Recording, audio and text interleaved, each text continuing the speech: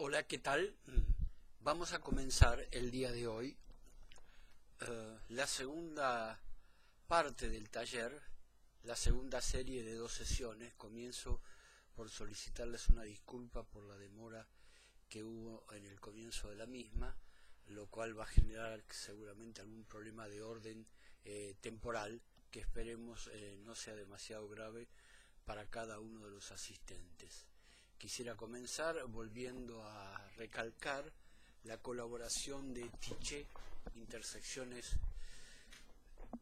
Clínicas del Psicoanálisis, que está organizado en Querétaro a partir de las actividades que desarrollan Andrés Velázquez, Carmen Cuellar y Betsabe Ramírez, quienes han desplegado una forma particular de transmisión del psicoanálisis en la ciudad de Querétaro, y lo digo porque es un caso paradójico. Han hecho una parte de esta actividad, una gran parte, a través de las cátedras universitarias que cada uno de ellos ha ocupado o incluso ocupan todavía en la actualidad respecto del psicoanálisis, lo cual pone en tela de juicio los exabruptos que algunos hemos cometido, comenzando por quien está hablando, sobre utilizar como calificación despectiva el tema del discurso universitario. Bueno, quizá olvidándonos que un libro que vaya a saber si es muy leído o no, o si fue muy leído, de Jacques Lacan, que se llama De la psicosis paranoica en sus relaciones con la personalidad, su tesis de doctorado de Estado, bueno, marca algo producido en el seno de la universidad, con lo cual sería conveniente que revisemos, yo por lo menos lo he revisado, lo que implica utilizar como calificativo despectivo el sintagma discurso universitario, porque además da la paradoja que hoy día ese discurso universitario está extendido al conjunto de las instituciones de psicoanálisis y en particular a las instituciones que se reivindican como siendo lacanianas. O sea que lo lacaniano no protege a nadie de hacer esa práctica del discurso universitario. Para mí lo que es grave es cuando esa práctica se queda coagulada en una articulación de discurso universitario como siendo una de las formas más urticantes del discurso del amo, que tiene algunos efectos más que delicados en las diversas formas de vivir y de llevar adelante la experiencia de un análisis. Bien, agradezco a Carmen, a Andrés y a Betsabe, a quien me ligan vínculos de amistad, y doy comienzo a la segunda parte del taller con una sesión donde vamos a hablar de Killbox,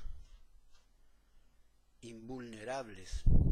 Es uno de los temas que plantea la aparición de este gadget que se llama dron. Comienzo leyendo una frase de Brasseur de Beauvoir. Esos impostores vendían hechizos que te volvían invulnerable a la guerra y promovían felices cacerías que te protegían del peligro.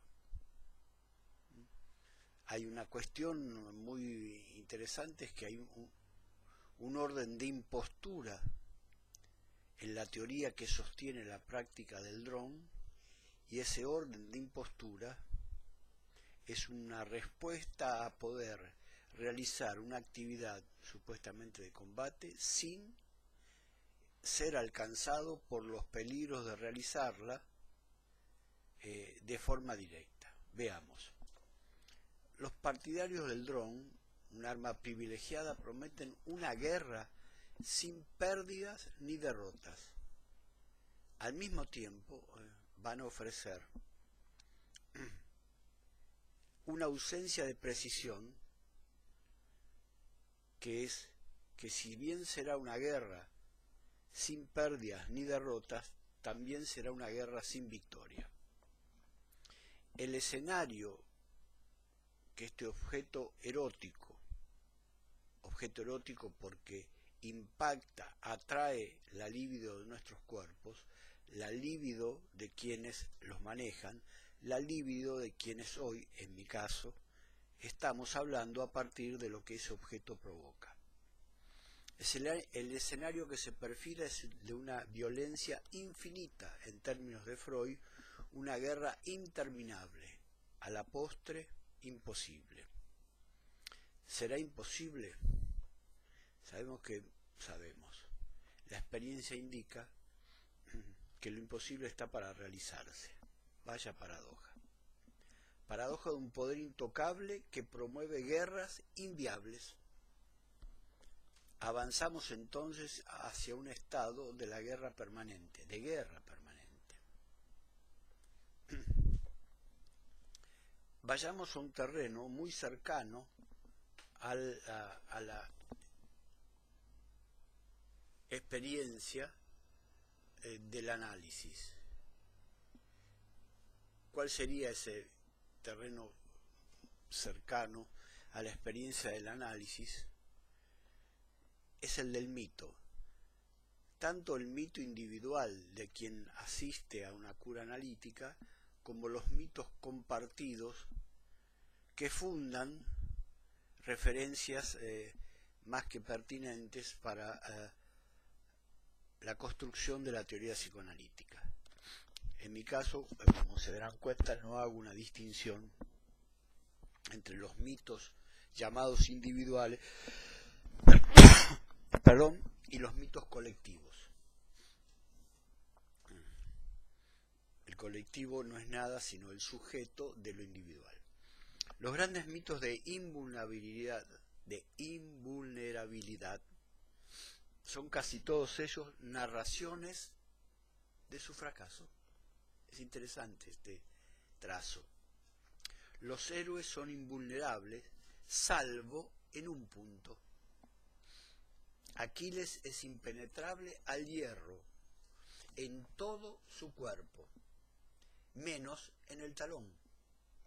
Sigfrido, otro héroe de la mitología, quien se baña en las entrañas del dragón, tiene el pecho cubierto de una piel de escamas muy dura, que lo hacía insensible a los golpes del hacha, arma de aquella época, salvo en la espalda, donde había quedado adherida una hoja de un pino, muy finita, la hoja de un pino, que hacía que ese sector sea su punto de vulnerabilidad. Heracles envuelve a Áyax, todavía niño, con la piel del león de Nemea. Vuelve su cuerpo invulnerable, salvo bajo los brazos, que no están en contacto con el pelaje de la fiera. Perdón la obscenidad, pero si ustedes observan los llamados chalecos antibalas de las fuerzas de seguridad e incluso de los soldados, reproducen este punto de vulnerabilidad que llevaba Heracles. Sus axilas no están protegidas. Es un punto de vulnerabilidad. Al pie de la letra, lo que dicen estos mitos es que la invulnerabilidad, es precisamente un mito de eso. Disculpen ustedes mis traspiés, pero estoy tratando de modificar mi manera de hablar cuando hablo entre otros, dándole un espacio todavía un poco mayor a los movimientos de mi boca y de mi lengua. Al pie de la letra, lo que dicen estos mitos es que la invulnerabilidad es precisamente un mito de la invulnerabilidad.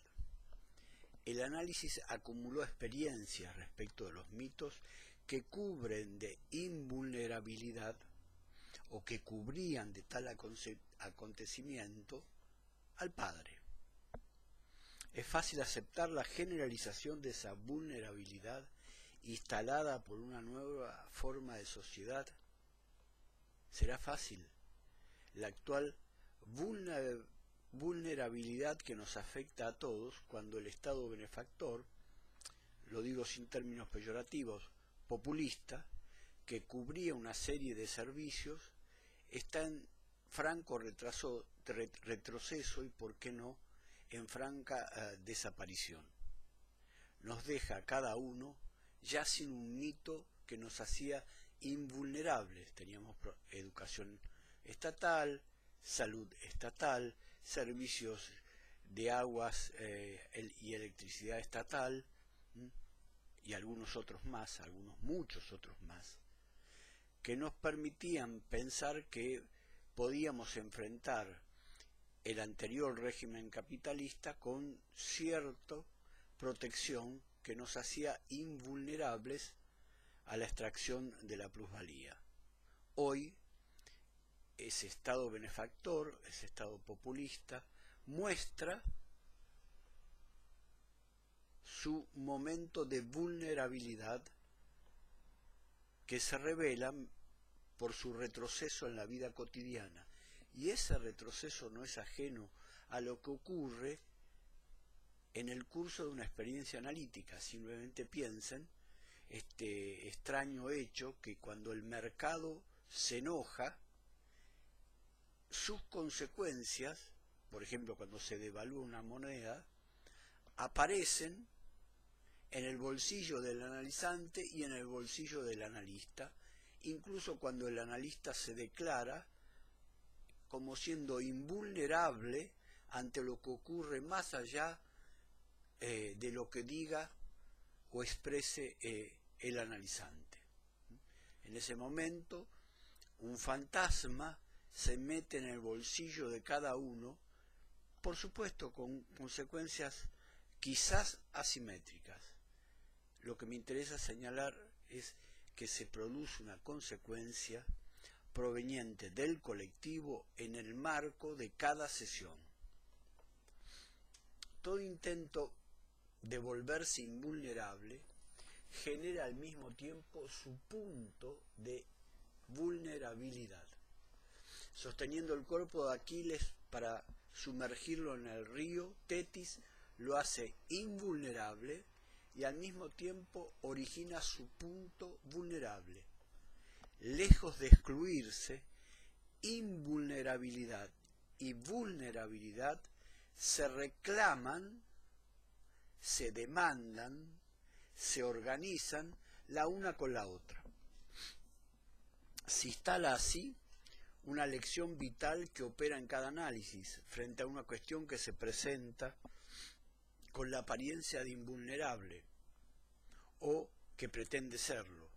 Se trata de encontrar el talón de Aquiles de cada una de esas experiencias. Simplemente recordemos la posibilidad de que alguien que ha vivido una situación complicada, atroz, como por ejemplo puede ser la de la violación, como puede ser la de presenciar el asesinato de un ser querido, la de haber sido afectado por un intento de quitarle la vida, y hay muchas más. Si llegan a un análisis es porque están tratando de localizar un lugar para que eso que les ocurrió no se convierta en un trauma invulnerable, porque si es un trauma invulnerable, el análisis no tiene nada que hacer.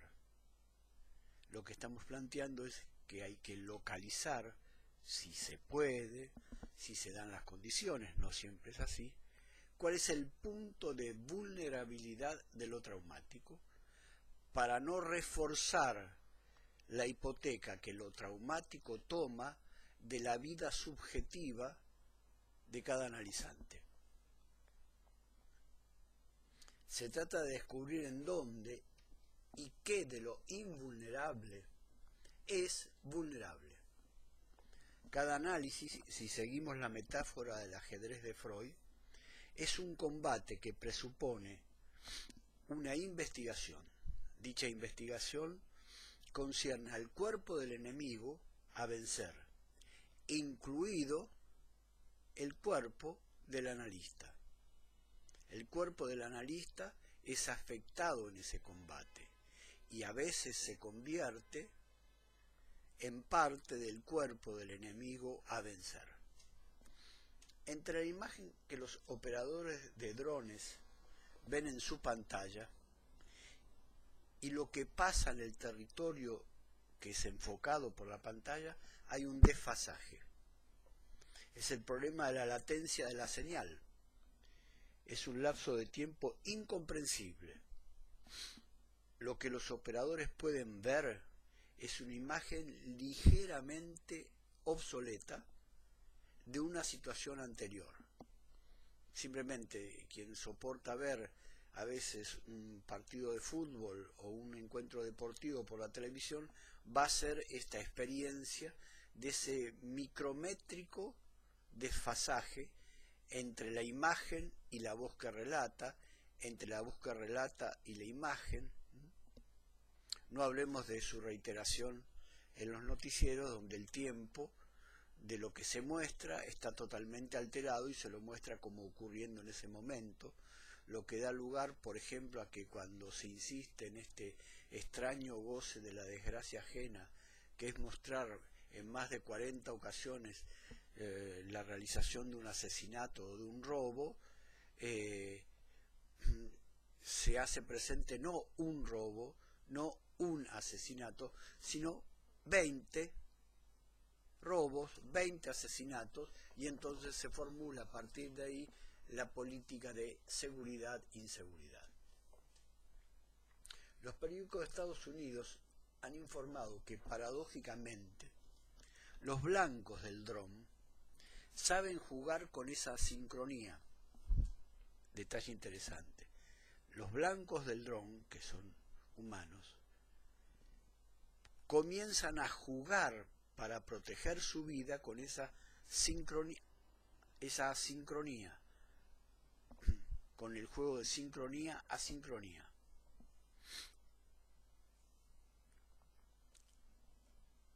Al saber o al percibir que el dron los está cazando, comienzan a desplazarse en zigzag.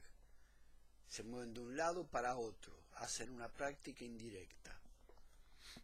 Una práctica indirecta para evadir la invulnerabilidad con la que se presenta el dron.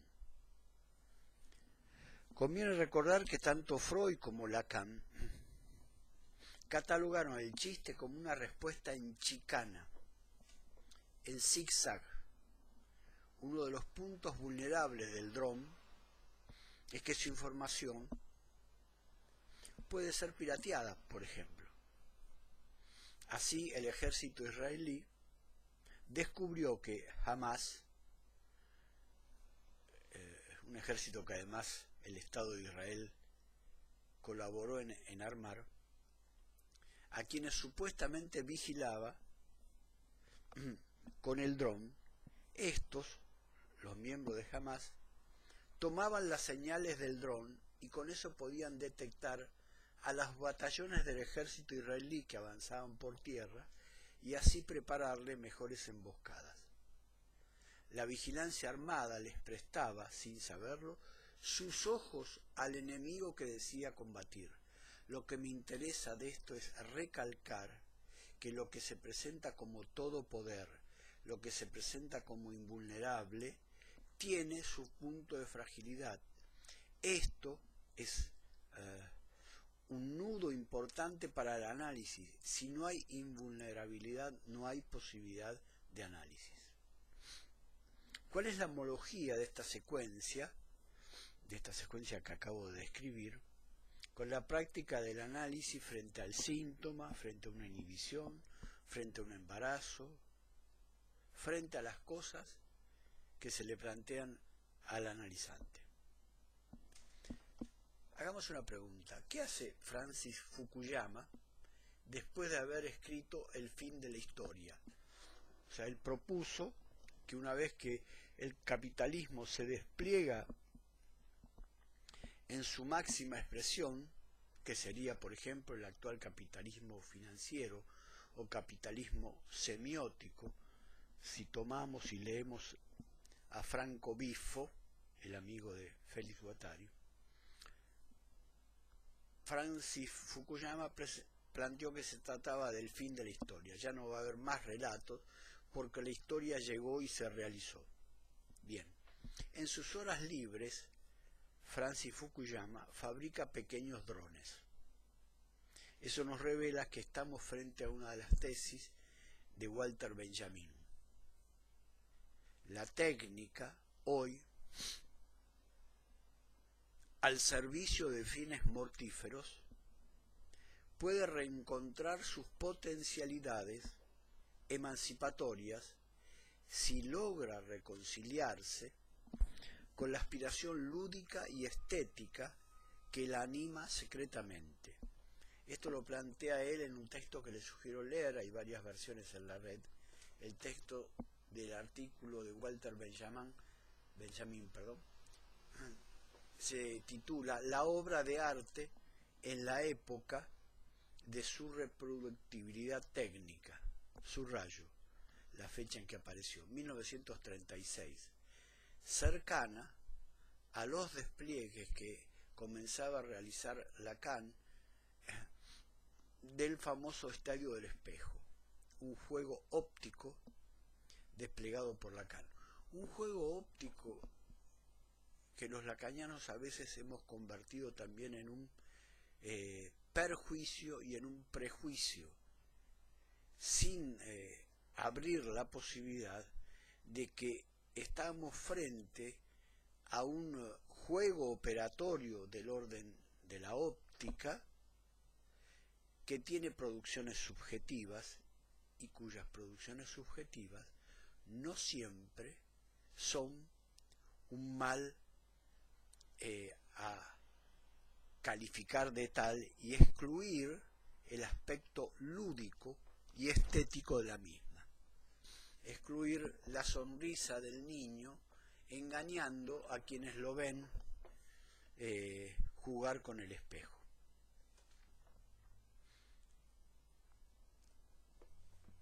Vamos a detener un poco aquí y luego continuamos con un segundo aspecto.